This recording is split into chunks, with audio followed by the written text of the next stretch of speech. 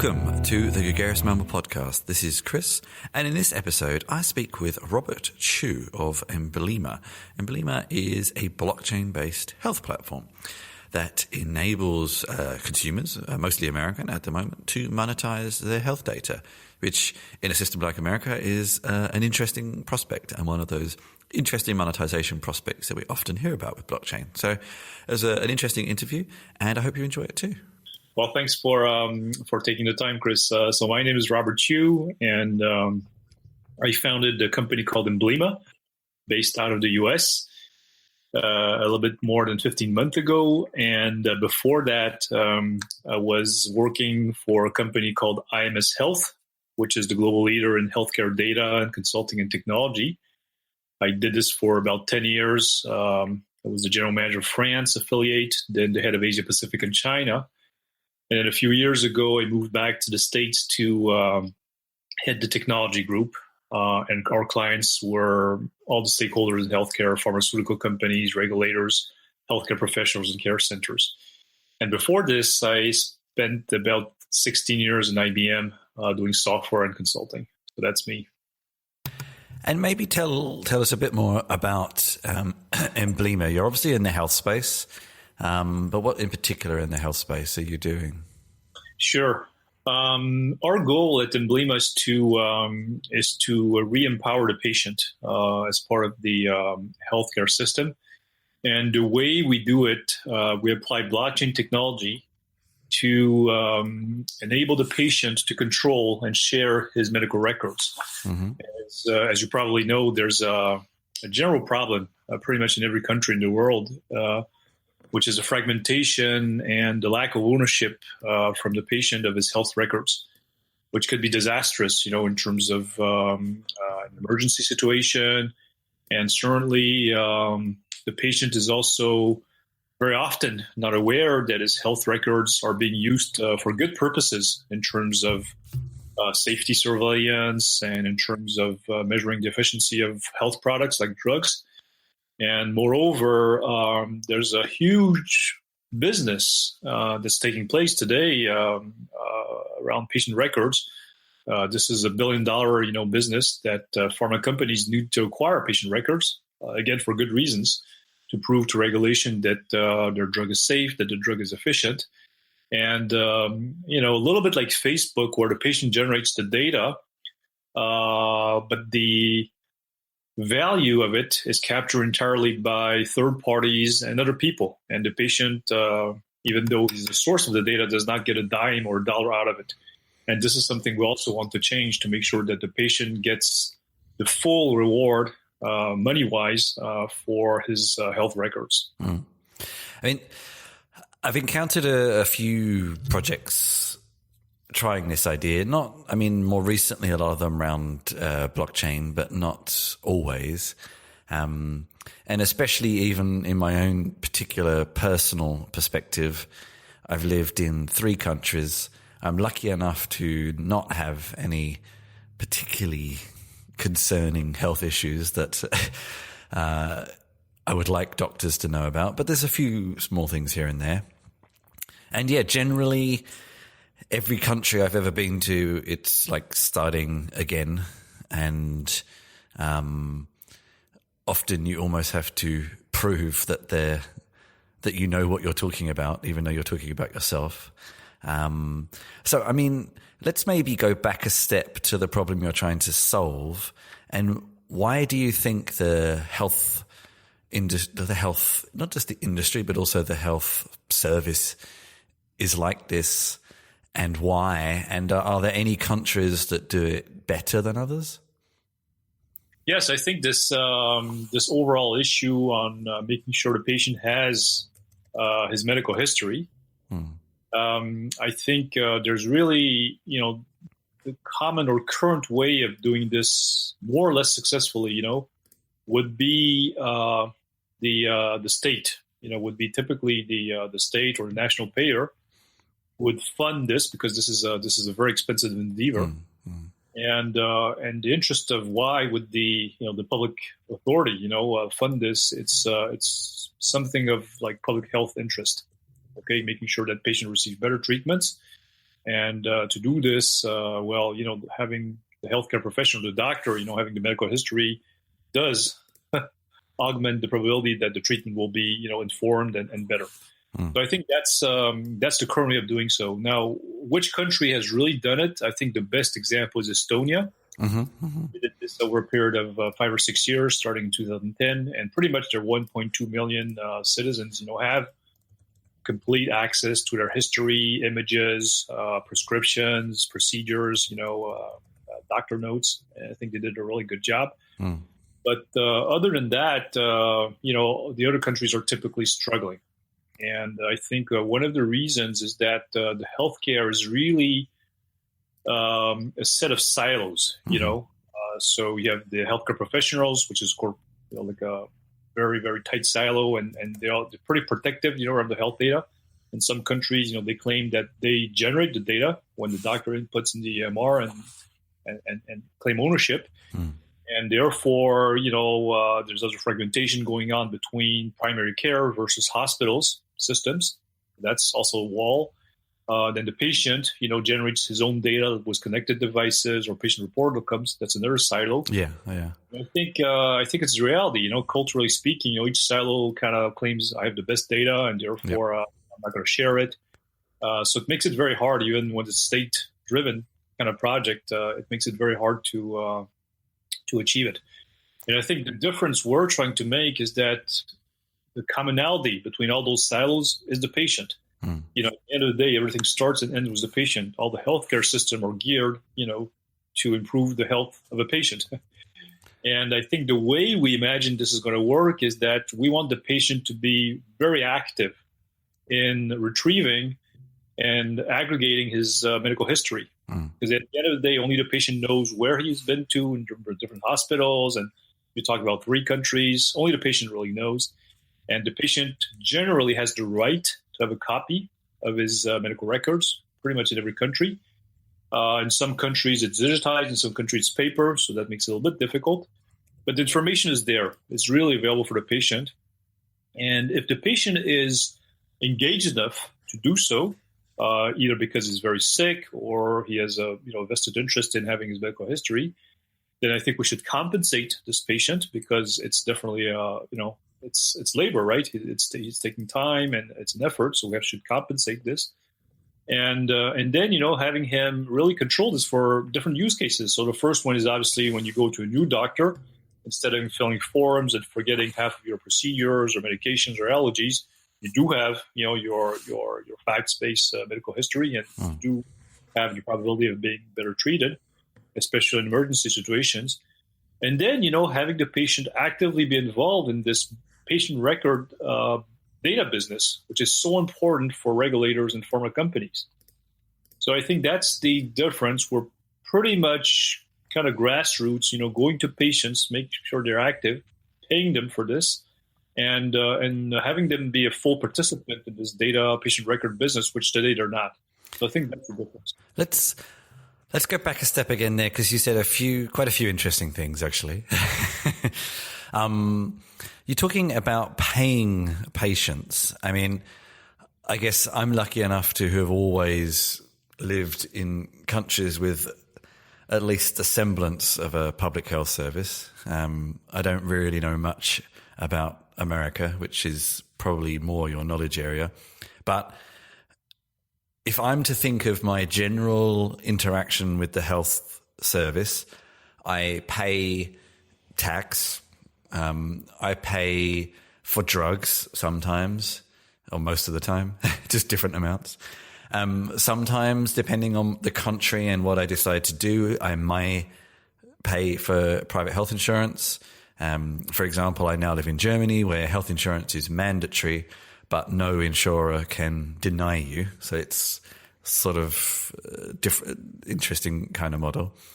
But as far as I'm concerned, whenever I need to go to the doctor or go to the hospital, it's kind of covered by something, right, however I've paid for it.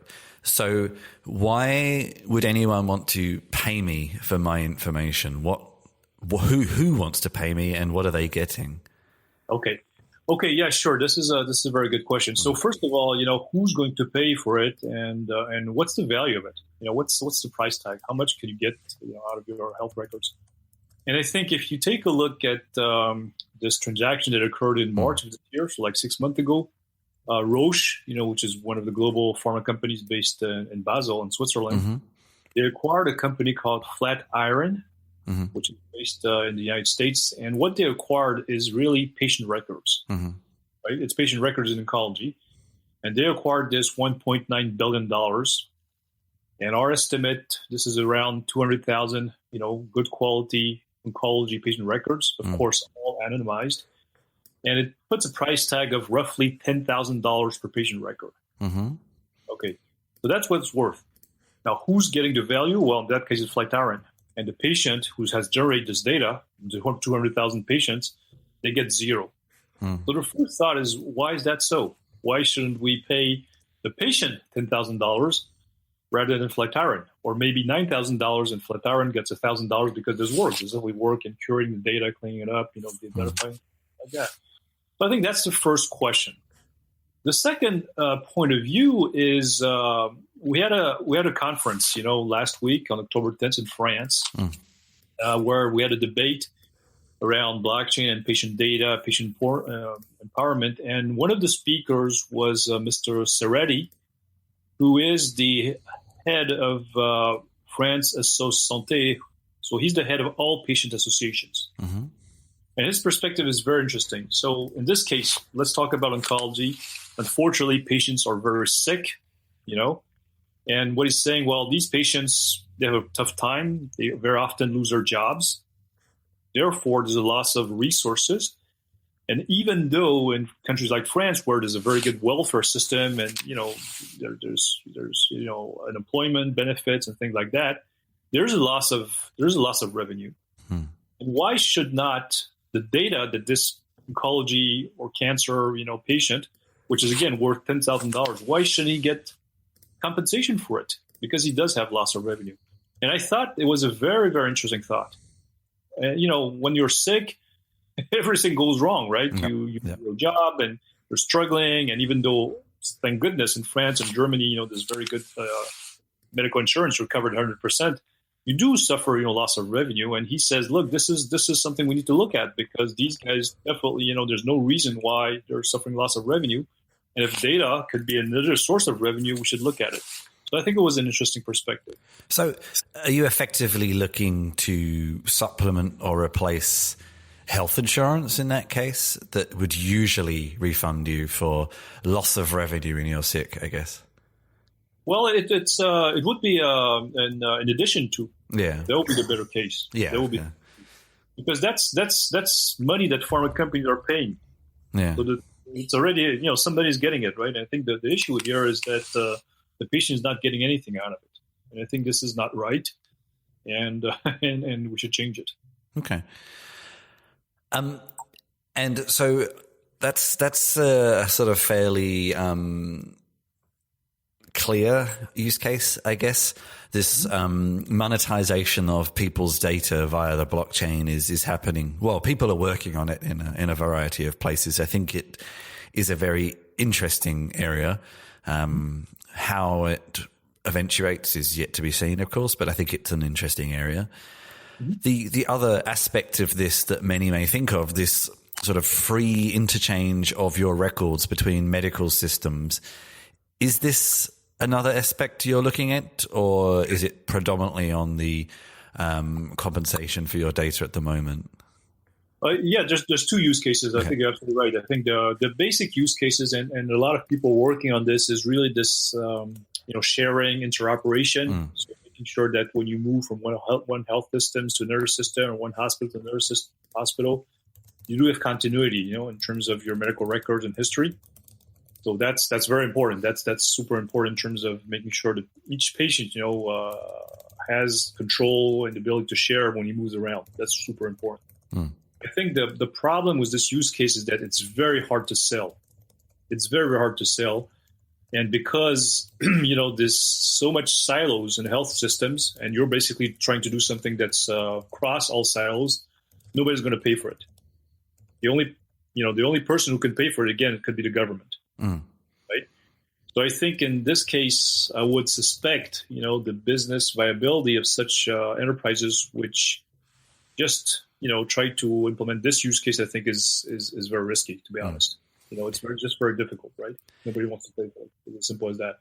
And I guess you get into an aspect of two trust issues. One, I'm guessing that there will be a lot of country-to-country exchanges where one medical system doesn't necessarily value the records of another medical system. And also even trusting that the information the patient is presenting them is genuine, whether they trust the system or not. And obviously we know that blockchain can help with this trust, but you have to have trust in the trust system, of course. And if a doctor has never heard of Embleema or any of the other providers that are looking at this, then it doesn't, it's still useless, I guess, if the doctor doesn't trust it.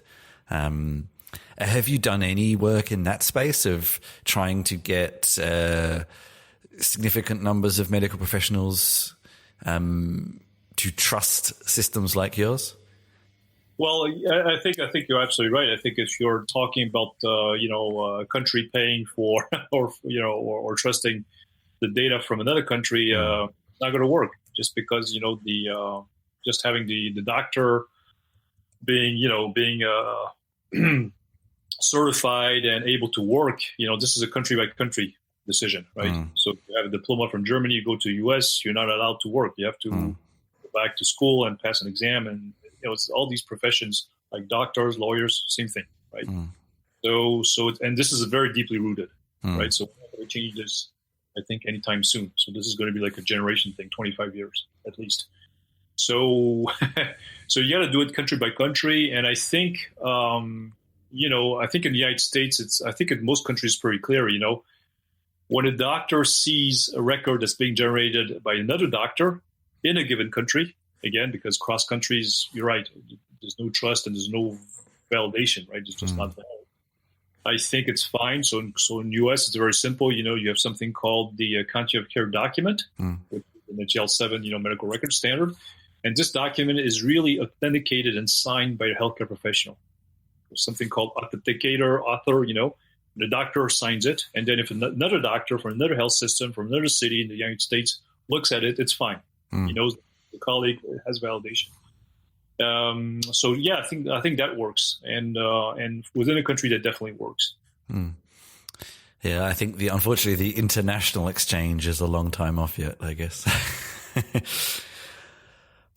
So how does this look for patients and for healthcare industry? What's the interface?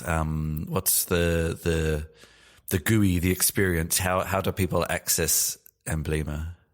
Sure. So it's a web application, and it's accessible for all the patients in the U.S. at patienttruth.embleema.com. And the patient starts by opening an account, so registering, putting his identifiers and personal information.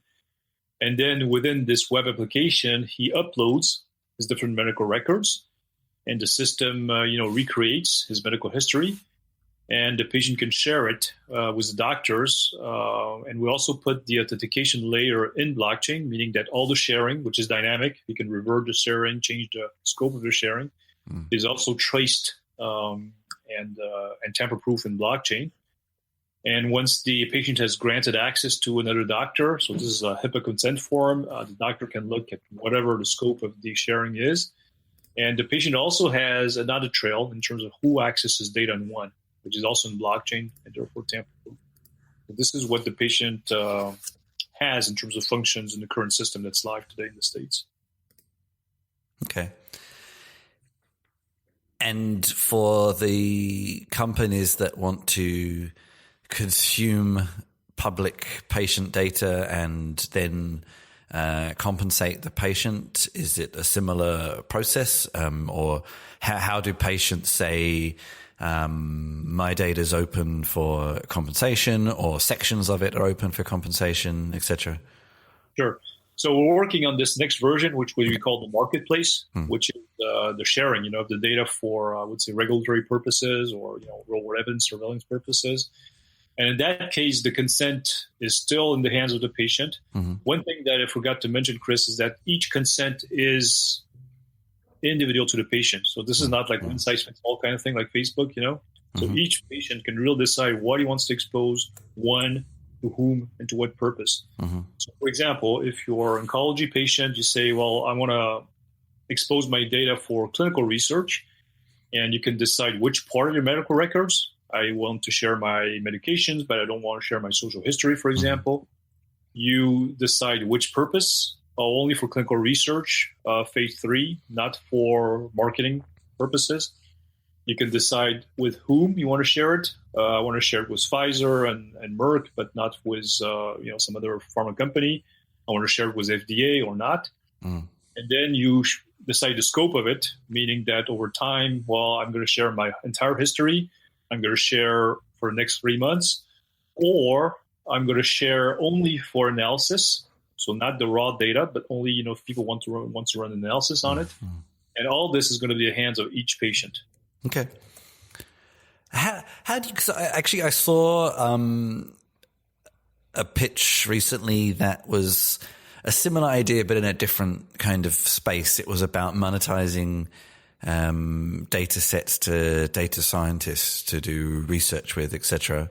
And one aspect that popped up in my mind is when they try to anonymize data, these sort of implicit connections of data and how you can potentially expose information even if you didn't mean to. Like if you are happy to mention drugs you take, which any kind of medical professional would probably know what those drugs were for, even though you chose to not expose a mental health condition, for example. Is this something you've thought about? Sure. Yeah, this is the broader and very important requirement of making sure you don't have the possibility to re-identify the patient. Okay, so unless the patient has consented to expose his identified data, which in the U.S. is a right, in countries you cannot. Like in France, this is forbidden. You cannot sell identified data, so you have to take a look country by country. But generally, the case is that the patient is going to expose de-identified data. And in that case, you fall under regulations like HIPAA, which is the Health Insurance Portability Act, which requires that this information, although de-identified, is not re-identifiable by, merging your data set with some other public sources like demographic data, And this is something that's not dealt with blockchain. So even a very sophisticated smart contract cannot deal with it. So the way we deal with it is that you got to take a look disease by disease and hire epidemiologist people, understand the disease, a patient pathway. And you got to make sure that, and this is really in the regulation, reasonable statistical, inference of this data, anonymized, cannot re-identify. So this is really a manual process that you got to do. Yeah. This is very, very important. Yes, absolutely. And if you wanted to do this country to country, it's going to get very complicated very quickly, I suppose. It is. This is why we're focusing on the U.S. And then, we'll be I mean, it's interesting actually because the U.S. kind of is renowned for its slightly unfair health system, but at the same time, it's probably the one that is most open from all levels to this kind of idea, whereas countries with bigger public health systems, it's probably highly unlikely you're ever going to get much of a look in because it's too big of a silo already. Right. Yeah, you're absolutely right. I think the one thing that helps a lot in the U.S. is that the authorities, the regulation, like the Food and Drug Administration, is very progressive and is very, very aware of the value of data, to improve the system from a cost perspective, from an efficiency perspective. And, the recent 21st Century Cure Act, which was passed around Christmas 2016. This is one of the last regulation from the Obama administration. Requires the FDA to accelerate the availability of new treatments to patients. And the way you do it, the FDA, I think, has articulated a very, very good set of principles, which is, we need more data. It's as simple as that. So in addition to clinical research results, or CTs, we need real-world evidence data. Who's this patient? What is he doing in real life? What is comorbidities? What's the healthcare professional practice? That's going to basically influence the benefits or the risks. And if I have this 360 view of what's going on, lots of different sources of data, then I can take a decision sooner and I can make the drug available sooner. And this is very, very favorable for us because what we're putting basically in the blockchain is all this 360 view of different data, which is created by the patient. And actually, we started to do some work, with some ex-FDA people to align our system, the data sets, that our system is going to store in blockchain, to the FDA evidence repository so that we can accelerate the availability of this multi-additional data to FDA even sooner and accelerate even more the availability of new treatments. So that's very good. And I think in Europe, there's not so much, I think the authorities are less tech savvy for sure. And then, it's more traditional, it's more slow moving. So it's a good place to start, trying to do. I think in Europe, it's going to take a little bit more time. Yeah. It's kind of very progressive and actually, very tech-based. Yeah. I'd like to ask you two more questions, if I may. The first one is, and you seem very knowledgeable on this whole space, and you mentioned your background a little bit, but I'd be interested to know what was the genesis story for you and the other founders for the project. Why do this? What was the motivation? Well, in my tenure in IMS Health, it was really I was dealing with pharma companies and regulators, payers, and it was really kind of a business to business kind of transactions, and we sold big patient data sets and so on, and so that was one world that operated, and that was fine. And then there was another world which was patients, which I was very far, to be honest, even though, again, they generated all the data. And, patients with digital health. And these worlds were completely disconnected, completely. And therefore, you had the situations where all the data that's generated by the patient, the patient gets $0 out of it. And I thought, wow, there's got to be a better way, to put kind of break those silos and putting everybody together. And then, like lots of people, unfortunately, some people in my family had pretty severe health issues, and I was running to get the records, and it was driving me crazy. And I got paper later. And I thought when I started to take a look at blockchain, the ability of sharing, really breaking silos, the ability of taking out all these intermediaries, which frankly are doing nothing more than just collecting the data, with more or less quality insurance. And I thought, well, look, this is a good opportunity to help the patients, put them in the middle of the system and break some of those silos. So I think it has a lot of meaning for us.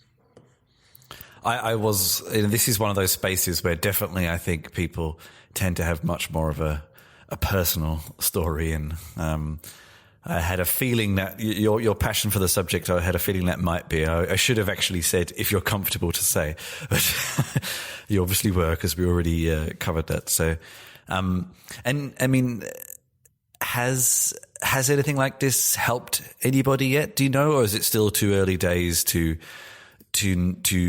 have patients that Embleema has helped? Yes, I think we launched a pilot back in July with cystic fibrosis patient community called cysticfibrosis.com. And the president, which is Mrs. Jean Barnett, which is a fantastic person, really generous, so engaged, and super knowledgeable, both, of course, in the disease and in blockchain. So that helped a lot. And it's these patients are really underserved. We got this feeling where, because it's rare diseases, only 29,000 patients in the U.S., nobody's interested in them. Unfortunate, right? So, for example, you have a lot of patient apps for diabetes. Why so? Because it's millions and tens of millions of patients, so it's a big market.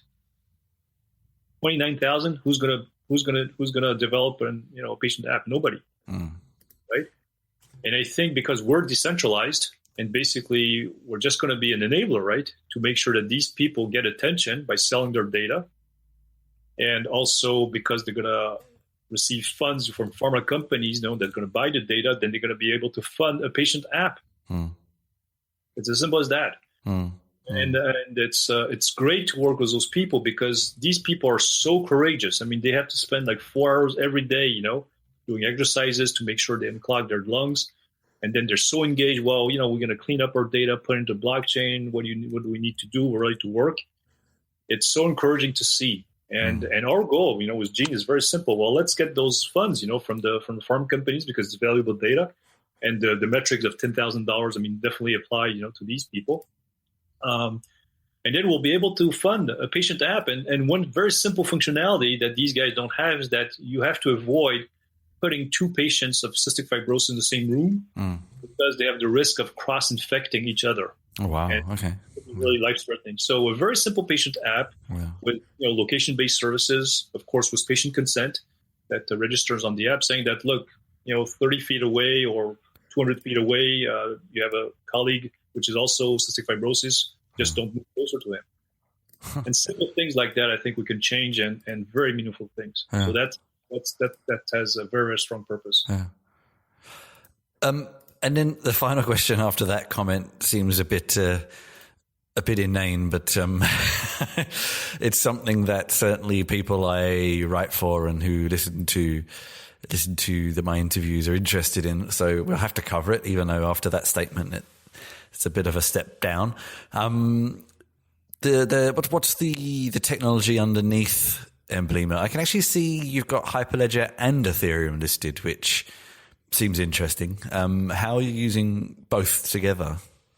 Yeah, the current version we're running in production is based on Ethereum. So this is a private Ethereum network, which is fully permissioned. And, we're storing the identified medical records on this. And we're looking at other technologies. So Hyperledger is, of course, very interesting. So I'm also one of the co-chairs of the healthcare work group at Hyperledger. And, basically trying to build a community around this use case that we're building. Yeah, we're also looking at other technologies like EOS, which is pretty promising in terms of throughput, in terms of flexibility, and I think the idea is that depending on the use case, we're implementing, we're going to choose one or other platforms. And the reality is that there's going to be several blockchain platforms in healthcare. For genomics, we have other colleagues developing different things. At some point of time, we'll have to start putting some interoperations layers, like common token layer, common identity layer, common key management layers. So that's things we have in the roadmap down the road. Okay. And that's usually my last question is what's your roadmap for the next 6 months? But anything else there that you didn't mention that comes a bit after that that's on the roadmap? No, I think we pretty much covered everything. I think in the next 6 months we got to continue to work with more patient associations in different diseases, work with pharmas, make sure they have better real-world evidence data, advance our work, to interface our system with the FDA to accelerate the evidence generation and sharing with the regulator. So I think we have our work out for us. It's actually super interesting. And I think technologies like HealthKit especially have shown that there's a lot of